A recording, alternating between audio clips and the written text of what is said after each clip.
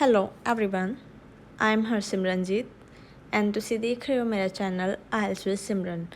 ਅੱਜ ਆਪਾਂ ਕਰਨ ਜਾ ਰਹੇ ਹਾਂ ਰੀਡਿੰਗ ਮੋਡਿਊਲ ਦਾ ਬਹੁਤ ਹੀ ਡਿਫਿਕਲਟ ਟੌਪਿਕ ਜੋ ਕਿ ਇੱਕ ਹਵਾ ਹੀ ਬਣ ਚੁੱਕਿਆ ਸਟੂਡੈਂਟਸ ਲਈ ਅਤੇ ਉਹ ਬਹੁਤ ਹੀ ਕਨਫਿਊਜ਼ ਹੁੰਦੇ ਆ ਜਦੋਂ ਲਿਸਟ ਆਫ ਹੈਡਿੰਗਸ ਨੂੰ ਸੋਲਵ ਕਰਦੇ ਆ।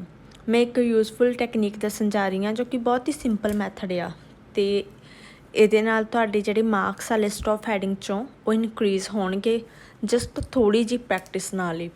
ਮੋਸਟਲੀ ਇਹ ਹੁੰਦਾ ਆ ਕਿ ਲਿਸਟ ਆਫ ਹੈਡਿੰਗਸ 'ਚੋਂ ਬੱਚਿਆਂ ਦੇ ਮਾਰਕਸ ਡਿਡਕਟ ਹੁੰਦੇ ਆ, ਪਰ ਇਸ ਟੈਕਨੀਕ ਨਾਲ ਤੁਹਾਡੇ ਮਾਰਕਸ ਨਹੀਂ ਕੱਟੇ ਜਾਣਗੇ, ਤੁਸੀਂ ਖੁਦ ਹੀ ਸਹੀ ਆਨਸਰ ਫਾਈਂਡ ਆਊਟ ਕਰ ਸਕੋਗੇ। So let's begin the video. Firstly, ਆਪਾਂ instructions read ਕਰਾਂਗੇ, that is reading passage 1 has 7 paragraphs A to G. Choose the correct heading for each paragraph from the list of headings below. Write the correct number 1 to 10 in boxes 1 to 7 on your answer sheet. List of headings: early years of Gilbert. What was new about his scientific research method? The development of chemistry.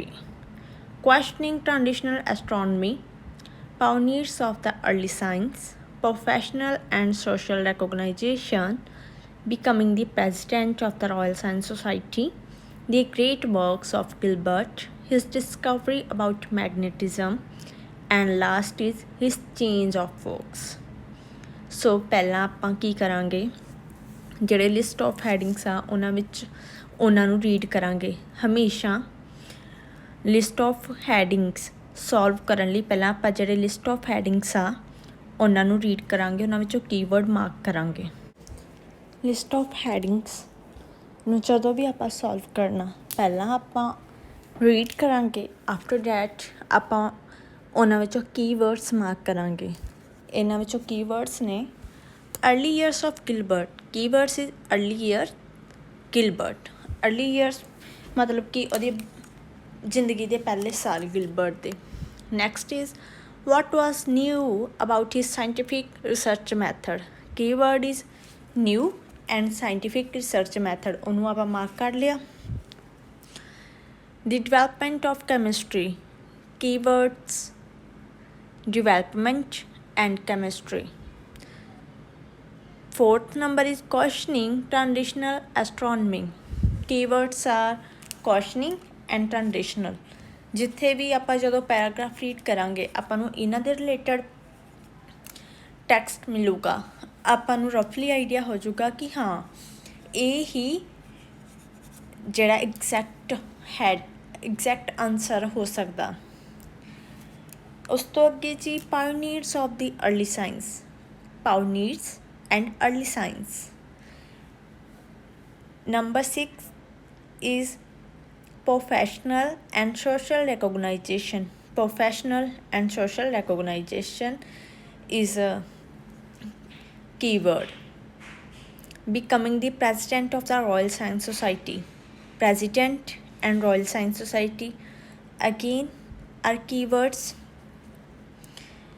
Nextly, the great works of Gilbert. Great work and Gilbert. His discovery about magnetism. ਇਹਦੇ ਵਿੱਚੋਂ important things ਕੀ ਆ? Discovery and magnetism. Number 10 is his change of focus. ਇਹਨਾਂ ਵਿੱਚੋਂ main points ਜੋ ਕਿ ਆਪਾਂ ਕਿਸੇ ਵੀ paragraph ਵਿੱਚੋਂ ਫਾਈਂਡ ਆਊਟ ਕਰਾਂਗੇ, change and focus. So let's start with paragraph A.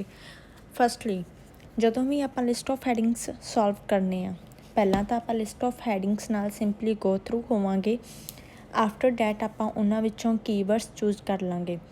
ਹੁਣ ਆਪਾਂ ਪੈਰਾਗ੍ਰਾਫ ਏ ਨੂੰ ਰੀਡ ਕਰਾਂਗੇ। ਦੀ 16th and 17th century saw two great pioneers of modern science, Galileo and Gilbert.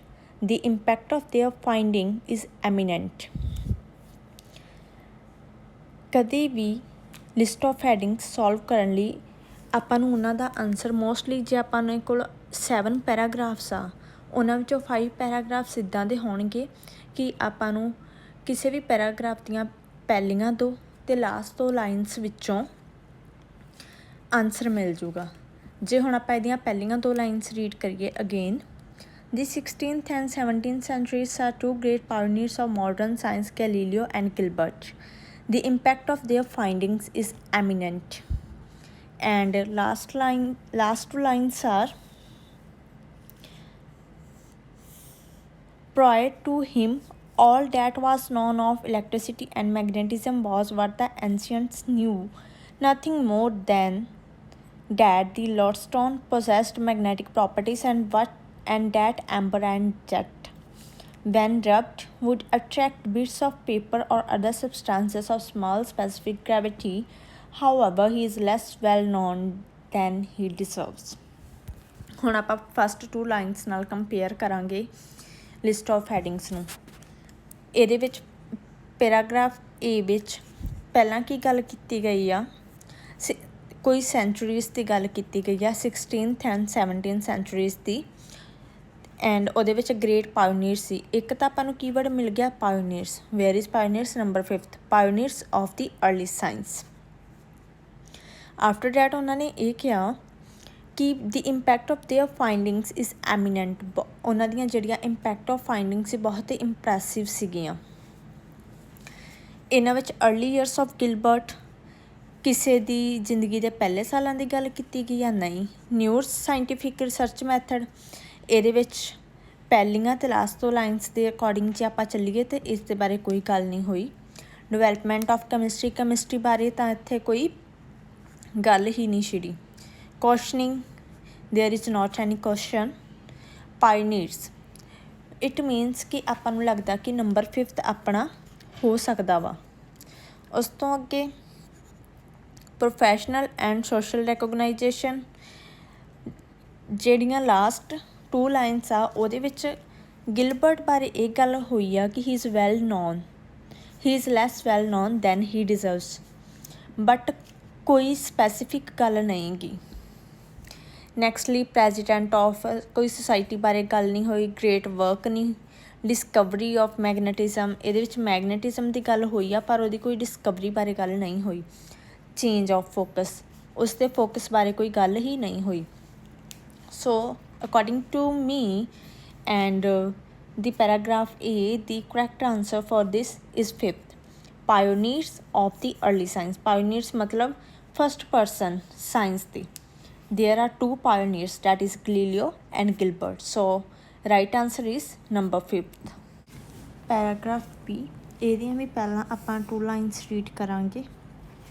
ਪਹਿਲੀਆਂ 2 lines, that is Gilbert's birth predated Galileo, born in an eminent local family in Colchester country in the UK on May 24, 1544. He went to grammar school, studied medicine, St. John College, Cambridge, graduating 1573. ਸੋ ਇਹਦੇ ਵਿੱਚ ਗਿਲਬਰਟ ਦੇ birth ਤੋਂ ਲੈ ਕੇ ਉਹਦੀ study ਬਾਰੇ ਦੱਸਿਆ। Means ਇਹ ਕੀ ਆ, ਜੇ ਆਪਾਂ ਇਹਦੇ ਵਿੱਚ ਚੂਜ਼ ਕਰੀਏ ਤਾਂ change of focus no. 9th is discovery, ਇਹਦੇ ਬਾਰੇ ਗੱਲ ਨਹੀਂ ਹੋਈ। Great work Gilbert no. Becoming the president of the Royal Science Society, ਇਹਦੇ ਬਾਰੇ ਵੀ ਕੋਈ ਗੱਲ ਨਹੀਂ। ਪ੍ਰੋਫੈਸ਼ਨਲ ਸੋਸ਼ਲ ਰੈਕੋਗਨਾਈਜੇਸ਼ਨ ਵੀ ਨਹੀਂ। Pioneers of the early science no. And questioning transitional astronomy, ਇਹਦੇ ਬਾਰੇ ਵੀ ਕੋਈ ਗੱਲ ਨਹੀਂ। Development of chemistry, new about his scientific research method no. Early years of Gilbert, ਇਹਦੇ ਵਿੱਚ ਉਹਦੇ ਅਰਲੀ ਈਅਰਸ ਬਾਰੇ ਗੱਲ ਹੋਈ। So correct answer for paragraph P is 1, that is early years of Gilbert. ਹਾਂਜੀ, ਹੁਣ ਆਪਾਂ C ਪੈਰਾਗ੍ਰਾਫ ਰੀਡ ਕਰਾਂਗੇ। First 2 lines of C paragraph, ਜਿੱਦਾਂ ਕਿ ਪਹਿਲਾਂ ਮੈਂ ਦੱਸਿਆ ਕਿ ਕਿਸੇ ਵੀ ਪੈਰਾਗ੍ਰਾਫ ਦਾ ਜਦੋਂ ਆਪਾਂ ਆਨਸਰ ਫਾਈਂਡ ਆਊਟ ਕਰਨਾ ਵਾ ਲਿਸਟ ਆਫ ਹੈਡਿੰਗਸ 'ਚੋਂ, ਮੋਸਟ ਪ੍ਰੋਬੇਬਲ ਆ ਕਿ ਆਪਾਂ ਨੂੰ ਪਹਿਲੀਆਂ 2 ਲਾਈਨਸ ਜਾਂ ਲਾਸਟ 2 ਲਾਈਨਸ ਵਿੱਚੋਂ ਆਨਸਰ ਮਿਲ ਜੂਗਾ। ਓਨਲੀ 10% ਚਾਂਸਸ ਆ ਕਿ ਆਪਾਂ ਨੂੰ ਪੂਰਾ ਪੈਰਾਗ੍ਰਾਫ ਰੀਡ ਕਰਨਾ ਪਵੇ। ਮੋਸਟਲੀ ਇੱਦਾਂ ਹੀ ਪੇਪਰ ਸੈਟਅਪ ਹੁੰਦਾ ਵਾ ਅਤੇ ਰੀਡਿੰਗਸ ਇਵੇਂ ਹੀ ਸੈਟਅਪਸ ਹੁੰਦੀਆਂ ਵਾ ਕਿ ਆਪਾਂ ਨੂੰ ਪਹਿਲੀਆਂ 2 ਲਾਈਨਸ ਤੇ ਲਾਸਟ ਤੋਂ ਲਾਈਨਸ ਆਫ ਪੈਰਾਗ੍ਰਾਫ ਚੋਂ ਆਨਸਰ ਮਿਲ ਜਾਂਦਾ। ਸੋ ਹੁਣ ਆਪਾਂ ਪੈਰਾਗ੍ਰਾਫ ਸੀ ਰੀਡ ਕਰਾਂਗੇ। He was a very successful and eminent doctor. Doctor means ਇੱਥੇ ਕੀ ਦੱਸ ਦਿੱਤਾ ਉਹਦਾ ਆਪਾਂ ਨੂੰ profession. All this culminated in his election to the president of the Royal Science Society. All this culminated ਉਹਦੇ doctor ਸੀਗਾ। ਇਹਨਾਂ ਕਲਮੀਨੇਟਡ ਮੀਨਸ ਇਹਨਾਂ ਸਾਰੀਆਂ ਚੀਜ਼ਾਂ ਦਾ ਸਿੱਟਾ ਨਿਕਲਿਆ, ਰਿਜ਼ਲਟ ਨਿਕਲਿਆ ਕਿ ਇਲੈਕਸ਼ਨ ਵਿੱਚ ਉਹ ਪ੍ਰੈਜ਼ੀਡੈਂਟ ਬਣ ਗਿਆ ਰਾਇਲ ਸਾਇੰਸ ਸੁਸਾਇਟੀ ਦਾ। ਹੁਣ ਜੇ ਆਪਾਂ ਇਹਨਾਂ ਨੂੰ ਲਿਸਟ ਆਫ ਹੈਡਿੰਗਸ ਨਾਲ ਮੈਚ ਕਰੀਏ, ਆਪਣੇ ਕੋਲ ਇੱਥੇ 7th ਪਿਆ ਵਾ becoming the president of the Royal Science society. ਹੋ ਸਕਦਾ ਕਿ ਇਹਦਾ ਆਨਸਰ 7th ਹੋਵੇ। Let's read last 2 lines. He faithfully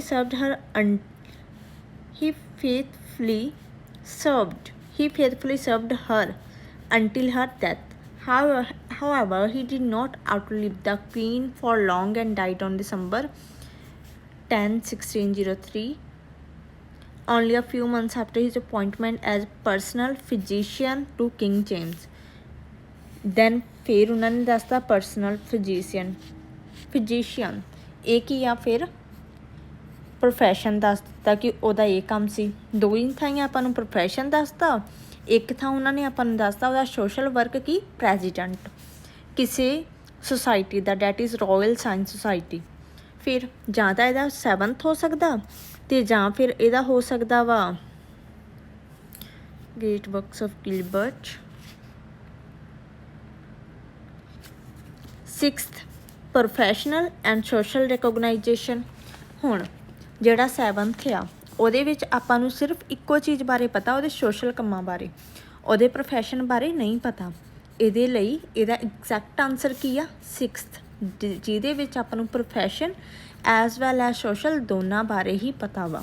ਇਹ ਲਈ ਪਰਫੈਕਟ ਆਨਸਰ ਹੋਇਆ 6th। ਹੁਣ ਆਪਾਂ ਰੀਡ ਕਰਾਂਗੇ ਪੈਰਾਗ੍ਰਾਫ ਟੀ। ਇਹਦਾ ਐਗਜ਼ੈਕਟ ਆਨਸਰ ਲੱਭਣ ਦੀ ਕੋਸ਼ਿਸ਼ ਕਰਾਂਗੇ। That is Gilbert was first interested in chemistry but later changed his focus due to the large portion of mysticism of alchemy involved, such as the transmutation of metal. He gradually developed his interest in physics after the great minds of the ancient, particular about the knowledge of the ancient Greeks had about lodestone strange minerals with the power of attract iron. ਇਹਦੇ ਵਿੱਚ ਹੁਣ ਉਹਨਾਂ ਨੇ ਕੁਛ ਕੁ metals ਬਾਰੇ ਦੱਸ ਦਿੱਤਾ, ਜਿਵੇਂ ਕਿ ਆਇਰਨਸ, ਕੁਛ ਮਿਨਰਲਸ ਬਾਰੇ ਦੱਸ ਦਿੱਤਾ। ਇੰਟਰਸਟ ਦੀ ਗੱਲ ਕਿੰਨੀ ਵਾਰ ਹੋਈ? ਫਸਟ ਇੰਟਰਸਟ ਉਹਦਾ ਕੀ ਸੀ? ਕੈਮਿਸਟਰੀ। ਇੱਥੇ ਆਪਣੇ ਕੋਲ ਲਿਸਟ ਆਫ ਹੈਡਿੰਗਸ ਵਿੱਚ ਕੀ ਸੀ? 3rd ਨੰਬਰ 'ਤੇ ਡਿਵੈਲਪਮੈਂਟ ਆਫ ਫਿਜ਼ਿਕਸ ਕੈਮਿਸਟਰੀ। ਇਹਦੇ ਬਾਰੇ ਕੋਈ ਗੱਲ ਨਹੀਂ ਹੋਈ, ਮਤਲਬ 3rd ਆਪਣਾ ਇਲੀਮੀਨੇਟ ਹੋ ਗਿਆ, ਇਹ ਨਹੀਂ ਆ ਸਕਦਾ। Next changed his focus means ਆਪਾਂ ਨੂੰ ਐਗਜ਼ੈਕਟ ਵਰਡਿੰਗ ਮਿਲ ਗਈ ਜਿਹੜੀ 10th ਨੰਬਰ 'ਤੇ ਸੀ। ਉਸ ਤੋਂ ਅੱਗੇ ਜੇ ਆਪਾਂ ਰੀਡ ਕਰਦੇ ਹਾਂ, due to large portion that ਉਹਦਾ ਫਿਰ ਡਿਵੈਲਪ ਹੋ ਗਿਆ ਇੰਟਰਸਟ ਕਾਹਦੇ ਵਿੱਚ? ਫਿਜ਼ਿਕਸ ਵਿੱਚ। ਦੋਵੇਂ ਥਾਈਂ ਉਹਦੇ ਇੰਟਰਸਟ ਦੀ ਗੱਲ ਕੀਤੀ ਕਿ ਪਹਿਲਾਂ ਕੈਮਿਸਟਰੀਜ਼ ਵਿੱਚ ਸੀ, ਫਿਰ ਫਿਜ਼ਿਕਸ ਵਿੱਚ ਹੋ ਗਿਆ। ਫਿਰ ਉਹਨਾਂ ਨੇ ਇਹ ਵੀ ਕਿਹਾ ਕਿ ਉਹਦਾ ਫੋਕਸ ਚੇਂਜ, ਐਗਜ਼ੈਕਟ ਵਰਡਿੰਗ ਮਿਲ ਗਈ, ਤਾਂ ਆਪਾਂ ਨੂੰ ਪੂਰੀ ਸ਼ੋਰਟੀ ਹੋ ਗਈ ਕਿ ਇਹਦਾ ਆਨਸਰ ਕੀ ਆ? ਡੀ ਦਾ 10th। So exact answer for D is 10th। Now we turn to paragraph E. ਇਹਦੀਆਂ ਫਸਟ ਲਾਈਨਸ ਆਪਾਂ ਰੀਡ ਕਰਾਂਗੇ ਅਤੇ ਆਪਾਂ ਨੂੰ ਇਹਦਾ ਐਗਜ਼ੈਕਟ ਹੈਡਿੰਗ ਮਿਲ ਜਾਊਗਾ, exact answer.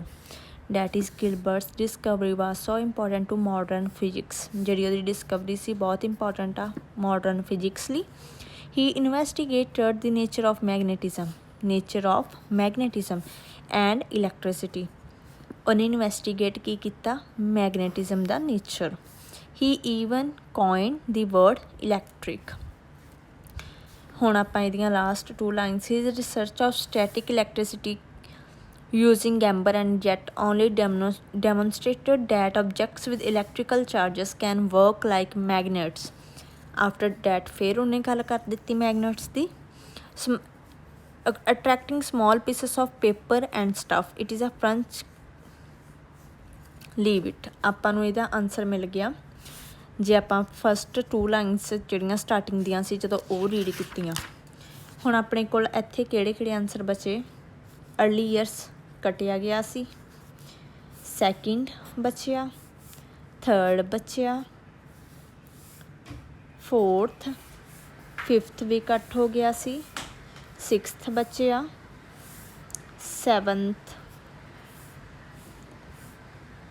8th and 9th। ਹੁਣ ਇਹਦੇ ਵਿੱਚ ਉਹਨੇ ਕੋਈ ਵਟ ਵਾਜ਼ ਨਿਊ ਅਬਾਊਟ ਹਿਜ, ਉਹਦੀ ਜਿਹੜੀ ਸਾਇੰਟੀਫਿਕ ਰਿਸਰਚ ਮੈਥਡ ਸੀਗਾ ਉਹਦੇ ਬਾਰੇ ਨਿਊ, ਇਹਦੇ ਵਿੱਚ ਕੁਛ ਨਿਊ ਨਹੀਂ, ਇੱਥੇ ਤਾਂ ਉਹਨੇ ਹਲੇ ਰਿਸਰਚ ਕੀਤੀ ਹੀ ਸੀਗੀ। ਦੈਨ ਇੱਥੇ ਕੁਐਸਚਨਿੰਗ, ਕੋਈ ਕੁਐਸਚਨ ਨਹੀਂ ਸੀਗਾ ਇਸ ਪੈਰਾਗ੍ਰਾਫ ਵਿੱਚ। ਦੈਨ ਫੋਰਥ ਵੀ ਆਪਾਂ ਕੱਟ ਦਾਂਗੇ, ਇਹ ਵੀ ਨਹੀਂ ਯੂਜ਼ ਹੋਊਗਾ। ਸੈਵਨਥ ਪ੍ਰੈਜ਼ੀਡੈਂਟ ਆਫ, ਇਹ ਤਾਂ ਹੋ ਹੀ ਨਹੀਂ ਸਕਦਾ, ਇਹ ਤਾਂ ਆਪਾਂ ਨੂੰ ਵਰਡਿੰਗ ਹੀ ਨਹੀਂ ਮਿਲੀ ਨਾ। ਗ੍ਰੇਟ ਵਰਕਸ, ਗ੍ਰੇਟ ਵਰਕ ਦੀ ਕੋਈ ਗੱਲ ਨਹੀਂ ਕੀਤੀ, ਇਹਦੇ ਵਿੱਚ ਗੱਲ ਕੀ ਹੋਈ ਆ? ਮੈਗਨੇਟਿਜ਼ਮ ਦੀ। ਹਿਜ਼ ਡਿਸਕਵਰੀ, ਇਨਵੈਸਟੀਗੇਸ਼ਨ, ਡਿਸਕਵਰੀ ਕਾਹਦੇ ਅਬਾਊਟ? ਮੈਗਨੇਟਿਜ਼ਮ। ਮੇਨਸ ਇਹਦਾ ਐਗਜ਼ੈਕਟ ਆਨਸਰ ਕੀ ਹੋ ਗਿਆ? 9th। ਸੋ ਮੋਸਟਲੀ ਆਪਾਂ 5 ਪੈਰਾਗ੍ਰਾਫ ਕੀਤੇ, 5 ਦੇ ਆਪਾਂ ਆਨਸਰ ਪਹਿਲੀਆਂ 2 ਲਾਈਨਸ ਪੜ੍ਹ ਕੇ ਹੀ ਫਾਈਂਡ ਆਊਟ ਕੀਤੇ ਆ। ਇਹ ਬਹੁਤ ਈਜੀ ਵੇ ਆ, ਟਾਈਮ ਸੇਵ ਕਰਦਾ ਅਤੇ ਕਨਫਿਊਜ਼ਨ ਘੱਟ ਕਰਦਾ। ਸੋ ਜਿੰਨਾ ਜ਼ਿਆਦਾ ਪੈਰਾਗ੍ਰਾਫ ਰੀਡ ਕਰੋਗੇ ਤੁਸੀਂ, ਤੁਹਾਡੀ ਕਨਫਿਊਜ਼ਨ ਵਧੀ ਜਾਊਗੀ। ਸੋ ਅਵੋਇਡ ਕਰੋ ਪੂਰਾ ਪੈਰਾਗ੍ਰਾਫ ਰੀਡ ਕਰਨ ਲਈ, ਓਨਲੀ ਫਸਟ 2 ਲਾਈਨਸ ਅਤੇ ਲਾਸਟ 2 ਲਾਈਨਸ ਵਿੱਚੋਂ ਆਨਸਰ ਫਾਈਂਡ ਆਊਟ ਕਰਨਾ ਸਿੱਖੋ। ਆਈ ਹੋਪ ਕਿ ਆਹ ਵੀਡੀਓ ਤੁਹਾਡੇ ਲਈ ਬਹੁਤ ਹੈਲਪਫੁਲ ਹੋਊਗੀ। ਬਸ ਥੋੜ੍ਹੀ ਜਿਹੀ ਪ੍ਰੈਕਟਿਸ ਨਾਲ ਹੀ ਤੁਹਾਡੇ ਲਿਸਟ ਆਫ ਹੈਡਿੰਗਸ ਦੇ ਰਿਲੇਟਡ ਕੁਐਸਚਨ ਸਹੀ ਹੋਣ ਲੱਗ ਜਾਣਗੇ। Thank you. Answer for paragraph E is 9.